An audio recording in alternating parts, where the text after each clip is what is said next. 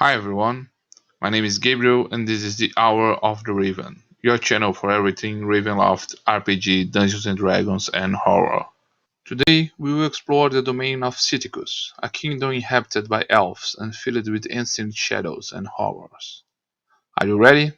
Then let us go down the old merchant's road, through the tall trees and the damp fog of Sithicus, while an uncomfortable feeling of oppression and grief seem to take over our hearts.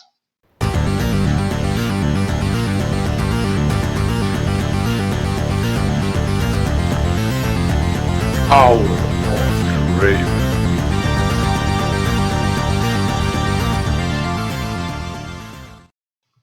Sithicus is one of the only domains in the Lands of the Mist that is mostly inhabited by non-humans.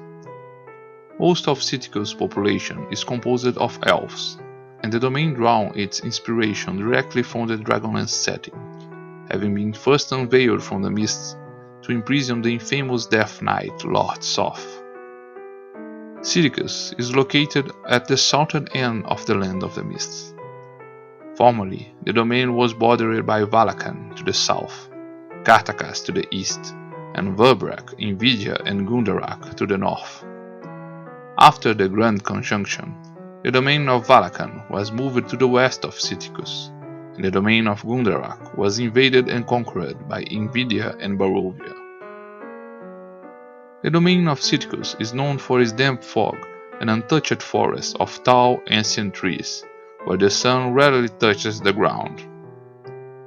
Out of its main road and villages, many of its wilderness areas remain untouched, and exude a tainted smell of moldy, rotten, and decaying wood. The kingdom is crossed by countless rivers, which cut its landscape and divide the territory.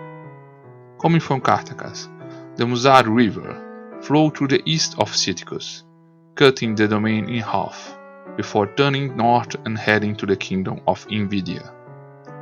From the misty border flows the Endless River, which rises from the mists cutting south of Sithicus, until it joins the Muzad River. The Craveling River flows from a small lagoon close to the source of the Arden River, and also joins as a tributary to the Endless River and the Muzad River. Finally, the western region is cut by the Arden River and by its tributary, the Little Arden, which later run towards Valakan and Verbrak. The climate of Sithicus is temperate, but being crossed by so many rivers, it's not surprising that its summers are hot, humid, and muggy, and marked by torrential rains, which cause terrible floods. The winter in this region is also quite severe, and the highest areas of the kingdom usually receive a light layer of snow. The kingdom is crossed by two main roads. The most well-preserved and well-maintained road comes from Cartacas, connecting the city of Skald to the city of Hartalan. The road known in Cartacas as the Merchant Road is known in Sithicus as the Merchant's Lash, due to the constant attacks of groups of Kenders, small and sinister humanoids that attacks the roads at night. The road runs parallel to the Muzad River, and the dense forest of tall trees that follow around it favors the criminal activity. Currently, merchants have been working to deforest and burn the woods along the road to ensure greater safety and visibility to the travelers, but the forests have grown steadily around the road and in the deforested areas. The only other road that can be considered as a road is in the west region of Sithicus, and is known as the Elf Road, or Eshiti in the Elvish language. These roads connect the cities of Roth and Mal Arak, where it goes to the domain of Valakan. To the east of Sithicus, above the Little Arden River, there are vast forests that extend to the domain of Verbrak, and the river channel serves as a natural barrier for the wolves that infest those lands. To the south of the Arden River, the disappearing hills rise to the south, reaching the misty border. These mountains keep their tops covered with snow until spring, and the constant mist that emerges from the border make their exploration quite dangerous. In the center of the kingdom, cutting the face of Sithicus like a scar, is the Great Chasm. Around this great chasm and gorge, no vegetation grows, leaving only a few dead trees in its vicinity. At its widest, the Great Chasm is almost 5 miles long, and is filled with shadows and darkness, as if it absorbs and devours all the light that falls inside. In the middle of this abyss of darkness, a peak rises, and over it it's possible to see the abandoned ruins of Nedragard Keep, formerly occupied by the infamous Lord Soth. To this day, the elves believe that this keep is cursed, and that banshees haunt their battlements on nights with a full moon, chanting their screams of death and pain. North of the Muzard River and the Merchants Road, the Katakas wolfwood continues to spread across the eastern border, and becomes the densest forest of Sithicus, known in the region as the Fumwood. This forest has a haunted reputation, and its trees are so tall that the sunlight rarely crosses the treetops to touch the ground. In the darkness of the ground, the soil is full of tunnels and treacherous ravines, where stagnant water accumulates, attracting insects during the summer. Rumors suggest that the forests are inhabited by a community of kinders, but these little humanoids are elusive and, according to rumors, also blood-drinking monstrosities. The home of these beings is the mysterious fort called Kendralin, hidden in the middle of the woods, but no explorer has found any sign that such a construction and community exists.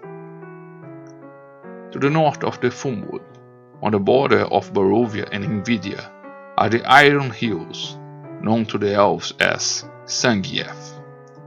These forest-covered mountains are treacherous, and after the summer rains, muddy quagmires are created on their slopes, which are quite dangerous.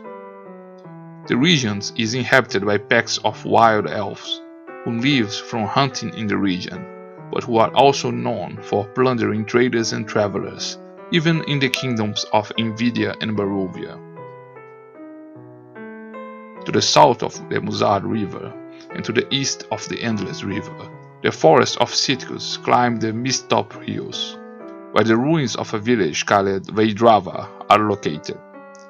In this place, the exploration of the mines of salt was carried out, but the place is in ruins and abandoned since the event of the Hour of Screaming Shadows.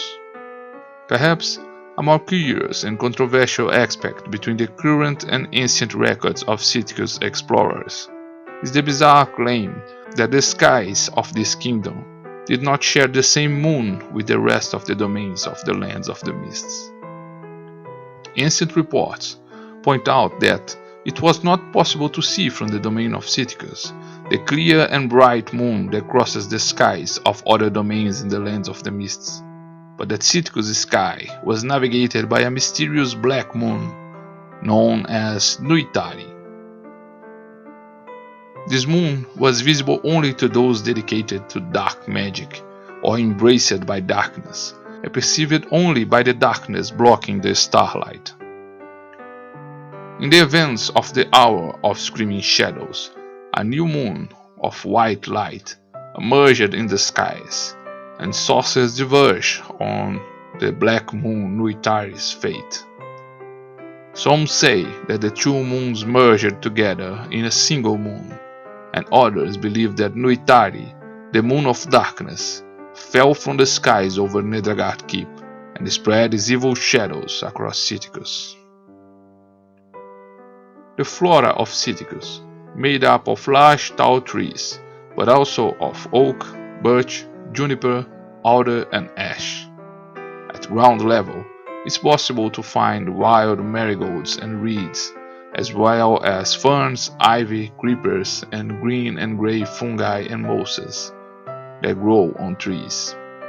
Some travelers point to the existence of some carnivorous plants, and legends point to a rare species of mold that can possess those who fall asleep next to them. Travelers trying to cross Sithicus out of their main roads must be aware of the treacherous nature of their forests. During the period when Lord Soth inhabited Nethergard Keep, it was not uncommon for the landscape to play tricks on experienced explorers, as if creating a constant feeling of insecurity and strangeness. Now, after the disappearance of the Black Knight, the forest seemed to create a strange sense of familiarity in the explorers, which can be just as misleading. The fauna of Sithicus is full of ferrets, wild boars, elks, deers, and several small rodents. Strangely, the kingdom does not seem to be infested by wolves that abound in the neighborhood domains of Cartacas and Verbrugg, or by the big cats of Valakan.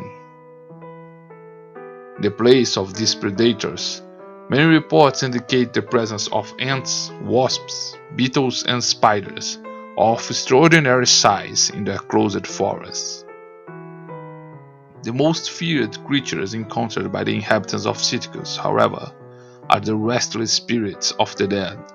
These lands are ravaged by spirits without rest, and the very name of these lands already attests to this fact, as the word Sithicus, in the language of the elves, means lands of specters. The population of Sithicus is composed mainly of elves, making Sithicus the only domain not inhabited predominantly by humans in the core lands. However, a few humans inhabit their cities. Cartacas merchants are frequent in the region, but the majority of Sithicus humans are composed of former inhabitants of the south mining colony of Veidrava. They came to Sithicus under the sponsorship of Azrael Dark, to devote themselves to a dangerous mining venture. Since the event known as the Hour of Screaming Shadows, the village has been in ruins and mining activity has been paralyzed, with groups of humans moving to other cities. The presence of humans in Sithicus has begun to create a small but growing population of half-elves, the fruit of union between the races. Finally, if the reports are correct, in the heart of the Fumwood, there is a secret community of a tiny type of humanoids, the Kenders, but the presence of these tiny people is seen with fear and linked to a macabre and haunted tale. Most of the elves of Sithicus are known to belong to the group of the High Elves, with light hair and slim and sharp features and amber eyes. The Iron Hills is inhabited by a group of wild elves. Despite having similar characteristics to the elves that inhabit the cities of Sithicus, they usually have a more tanned skin and long and loose hairs, marking their skins with tribal symbols. The elves that inhabit the cities of Sithicus usually dress in more sober and monotonous tones, and regardless of sex, they usually dress in jackets, pants, and tunics. For those with a trained eye, it is possible to differentiate the social position of an elf by his garments, but even among the nobles and aristocrats, the garments of these elves seem worn and old, as if lost in time and abandonment, far from the details and splendor encountered in robes of elves from distant worlds. The dialect of these elves is very characteristic, and although elves from Sithicus and their communities of Darkon share the same linguistic base, they have very different dialects and can only communicate with difficulty. The accent of the Sithicus elves earned them the nickname of sibilant elves. With long periods of life and great respect for the elders of the race, it's no surprise that the elven society of Sithicus is guided by tradition. These traditions divide society into many castes, which impose their fate on the elf's life. The highest caste is that of nobles and aristocrats, with several castes making up the middle layers of society. The arcane caste is dedicated to the study of magic. The artisans caste are made up of families specializing in arts and crafts. The Green Shapers caste are made up of clans who act as gardeners and farmers, and the Rangers caste are the ones who act as hunters and patrolmen, protecting their communities. The largest of all castes, and lowest in the hierarchy, however, is the caste of the servants, who act to serve the needs of the upper castes. Non-elves who want to live among elvish society soon discover that this is the only caste that they could aim for in this community. The treatment of other races by elves, especially humans, is a green reflection of what we see in other kingdoms of the lands of the mists. If elves are treated with xenophobia and prejudice in most of the lands of the mists, in Sithicus it is the humans who are considered inferior and treated with disdain. The tradition and art of each caste is passed on between generations. Elven families have few children throughout their existence, and elves receive long periods of education in their traditions and arts before being considered adults. Marriages are arranged and held between elves of the same caste, and unions chosen for love are a rare concept among the highest caste in society. The elves of Sithicus seem to share a great melancholy, apathy, and sadness, and even when performing dance or music, their tones are sad and plaintive. Many speculate that the elves have a greater sensitivity and connection with the land they inhabit, and perhaps this aspect of their personality is the result of their connection with these dark lands. Others speculate that these elves still remember a distant homeland with whom they would really be connected, but to which they have already lost hope of returning, as they are forever trapped in the mists. A few elves, still in their youth, show a discontent and rebellious behavior with the social position and general status of affairs, but life in Sithicus seems to quickly distract from them their rebellious natures and give them a fair share of sadness and apathy. A different behavior seems to affect the wild elves, who translate these feelings of melancholy and frustration into games of domination and violence. The communities of wild elves are small and usually led by the strongest of the elves, and different clans tend to fight for small territories. The elves' view of magic and religion are closely linked. They believe that the moons of the ancient world were the eyes of their gods, and that from them flowed the mystical energy that allows the use of magic. The white and bright moon represented Paladine, an adamantine dragon, a kind and good deity, through whom the magic of creation flowed.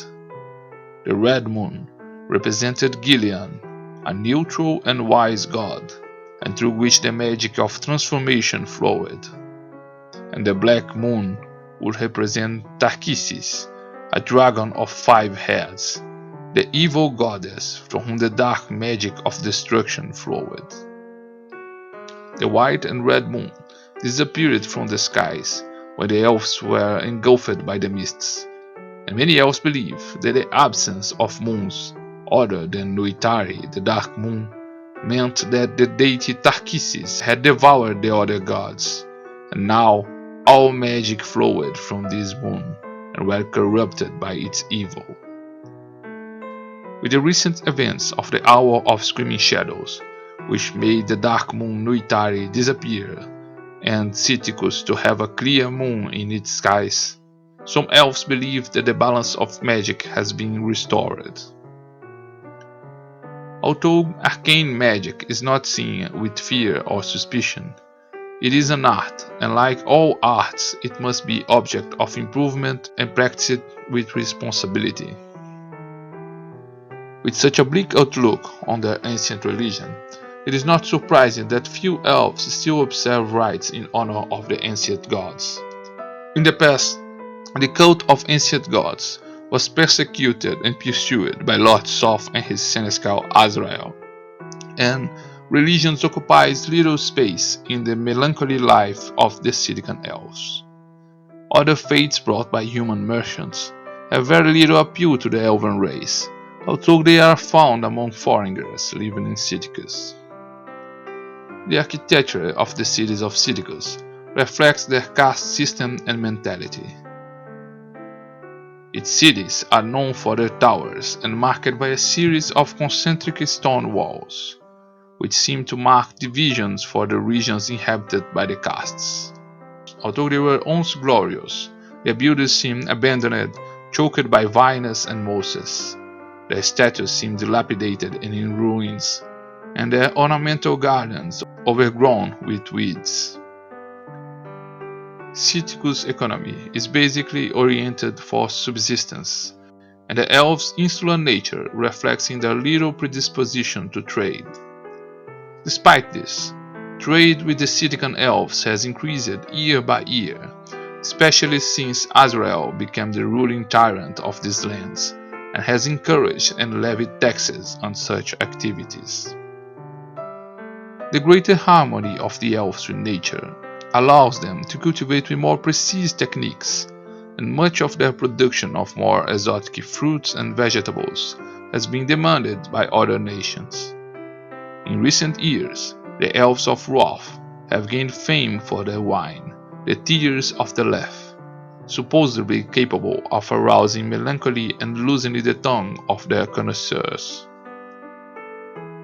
Other desired artifacts marketed by the elves with other kingdoms are their handicrafts, especially their sober statuettes made from dead tree trunks.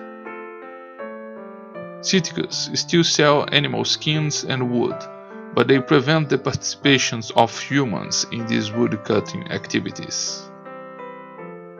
The salt trade, coming from its mines, was monopolized by Azrael, but despite the high demand, the exploration of these activities is suspended for now. The government of Sithicus is exercised tyrannically by Azrael Dak, a dwarf who acted on behalf of Lord Soth as his seneschal and effective ruler. In the past, the true power of these lands has always been that of the shadow of Nedragard Keep, but Lord Soth, the Spectre of the Black Rose, has never had an interest or an active role in governing his domain. This role has always belonged to the tyrannical Azrael Dak, a dwarf maddened by cruelty and thirst for power. When Lord Soth mysteriously disappeared, Azrael did not take long to claim the throne of Sithicus, proclaiming himself as king. The dwarf already had the power structures of Sithicus under his grip, commanding military forces from rangers and foreign mercenaries. Azrael even counts with a secret police, the Politskarai, used to detect and defeat any chance of insurrection and betrayal, punished with summary executions. Azrael's government is tyrant and authoritarian. As a despot, he established constant decrees, always for his own benefit, imposing taxes, confiscating goods, and imposing servitude on his subjects and enemies. As a result, Azrael's government is composed of a tangle of laws and decrees, which are often contradictory and which are easily manipulated by its corrupt rulers. Besides Azrael's despotic acts, the government of the elven cities is left to the elves, and is usually carried out by a council of elders from the aristocratic caste. This council of 3 elders appoints a Lord Speaker, an elf who, with the support of the council of elders, exercise local government, drawing up more coherent laws and guidelines, only avoiding conflicts with the decrees already imposed by Azrael. Thus, we conclude our explorer's guide to Sithicus. However, there are still many mysteries to be unraveled in the shadows of the past of these lands. Although Azrael acts as a despot and rulers of Sithicus, our suspicions are of an even darker force, acting as the Dark Lord of Sithicus. Subscribe to this channel and enable notifications. Join us, and we will explore the forgotten ruins of the Salt Mines and try to unravel the mysterious events of the Hour of Screaming Shadows and unveil Sithicus' past from its shroud of shadows.